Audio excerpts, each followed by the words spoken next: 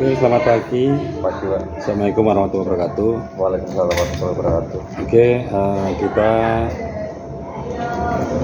melakukan agenda rutinitas kita 48 di terakhir, di mana sebelum saya menyampaikan hasil komitmen saya di minggu ini, yang pasti saya akan feedback atau akan review refresh untuk komitmen saya di minggu kemarin.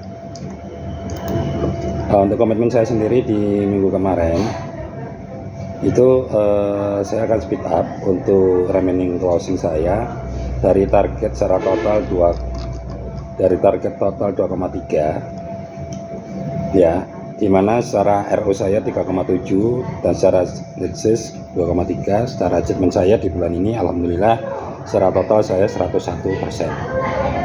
Dan saya terima kasih buat kalian, khususnya mungkin Prima yang ada di sini, Ara, Darno, sama Udin yang Darno lagi cuti, yang Udin kebetulan lagi di area.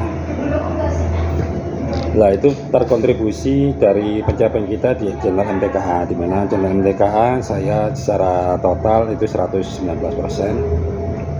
dan untuk MTM itu 76%. Mungkin ini Prima nanti bisa menjelaskan kenapa. Dan secara GT pun juga sama, secara achievement 58%. Nah, kalau GT itu ada gap di emas, dimana CVA ini di bulan ini dia tidak bisa closing atau potensi sesnya dia masih kecil dikarenakan stoknya dia masih over atau DS-nya masih tinggi. Itu hasil komitmen saya dan komitmen saya minggu kemarin, dan hasil komennya seperti yang saya sampaikan tadi.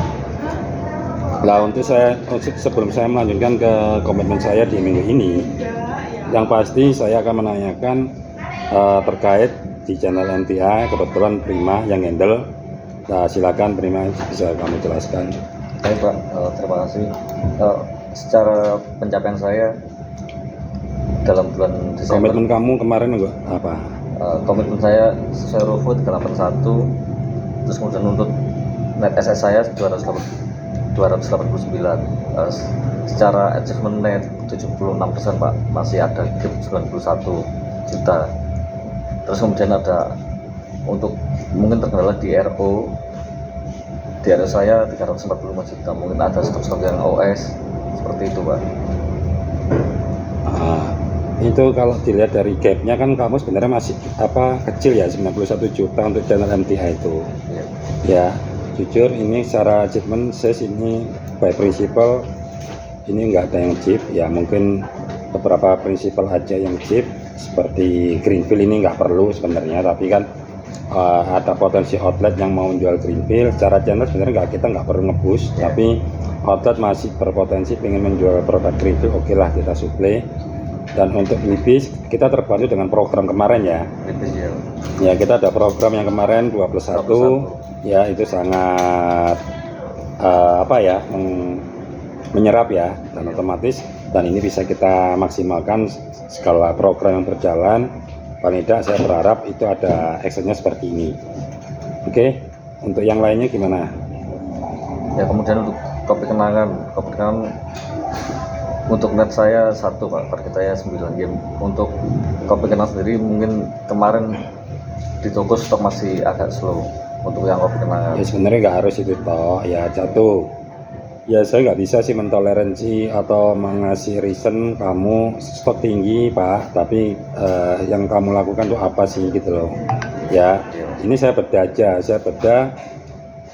by principle ya, atau secara RO aja kamu nggak sesuai RUFU gitu loh ya, otomatis kan saran ordermu ini kayaknya kurang maksimal gitu loh, karena saran ordermu itu kan cuma 345 juta itu, sedangkan targetmu 381 ya. Di situ pun RO pun jadi save pun nggak akan tercapai gitu loh. Nah, ini yang perlu kamu perbaiki, yang perlu kamu improvement ya, untuk di proses kinerja selanjutnya itu yang pasti ya, dipastikan kayak kopi kenangan, kenapa target 9 PO mu cuma 3, yang terpenuhi 1. Di satu sisi kopi kenangan ini ada pergantian kemasan, kedua juga neredinya pendek.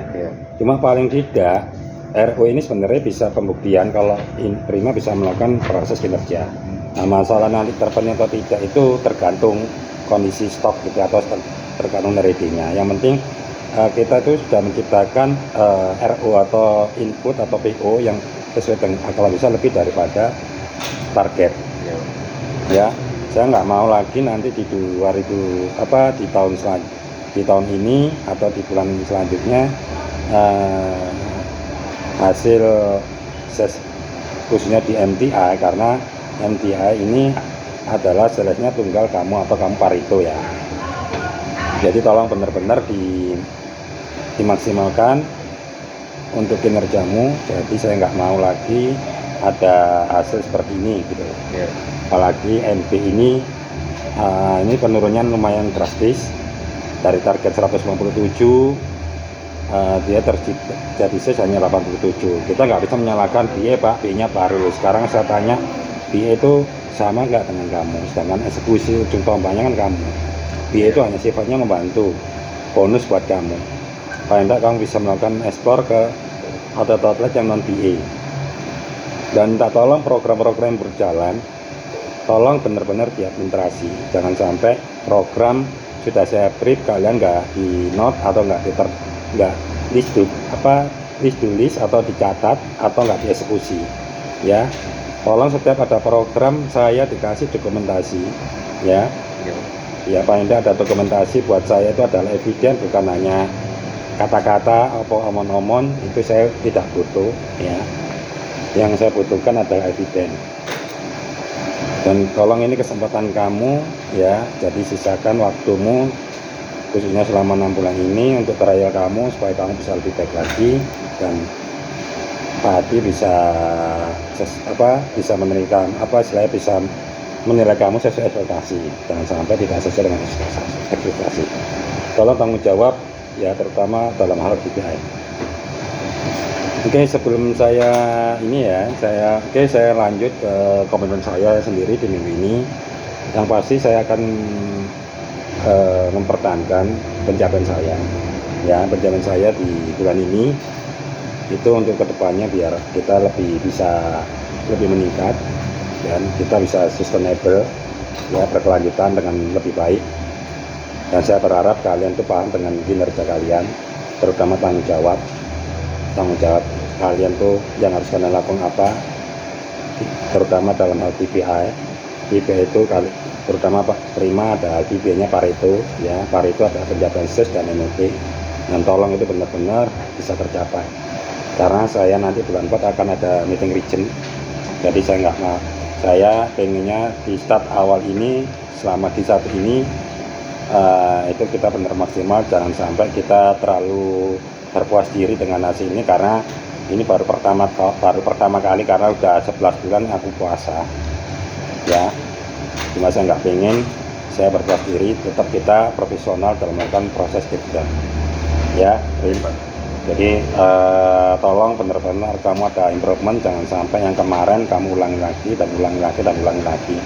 Saya sudah capek dan nggak mau seperti itu lagi ya. Yang saya inginkan di tahun ini, di tahun baru ini, itu adalah suasana baru, suasana yang penuh dengan produktif ya, suasana penuh dengan inovasi ya.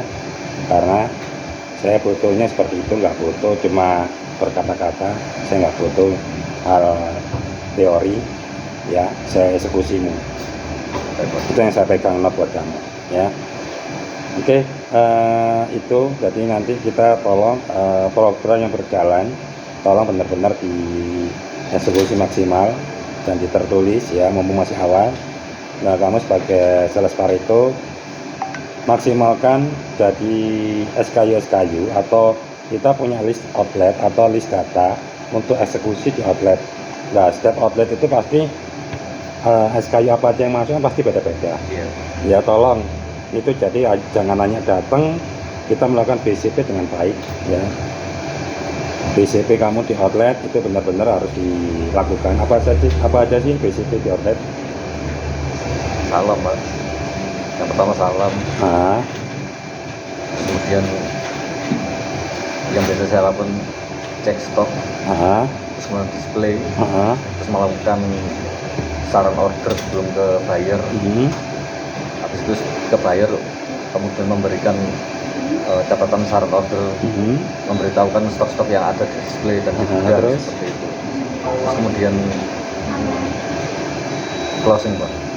Ya, itu kurang lengkap. Sebenarnya role and responsibility kamu itu ada BCP, itu ada beberapa ya, khususnya yang di outline yang kita lakukan. Yang pertama kita salam, jadi kita penjelasannya tuh salam Pak, oh salam, tapi kita salam tuh kita jelaskan salam biasa saya itu tegur sapa Pak, ya dengan buyer atau dengan para toko atau dengan staff outlet. Nah, itu kita penjelasannya seperti itu. Kedua, saya melakukan cek stok Pak. Setelah cek stok itu saya melakukan cek stok gudang area maupun cek stok di produk atau di display. Nah, setelah itu saya melakukan namanya merchandising. Dengan melakukan merchandising ini kamu akhirnya bisa lah timbul impulse buying, produkmu menjadi tertata, tersusun dengan rapi, akhirnya konsumen atau customer itu tertarik untuk impulse buying.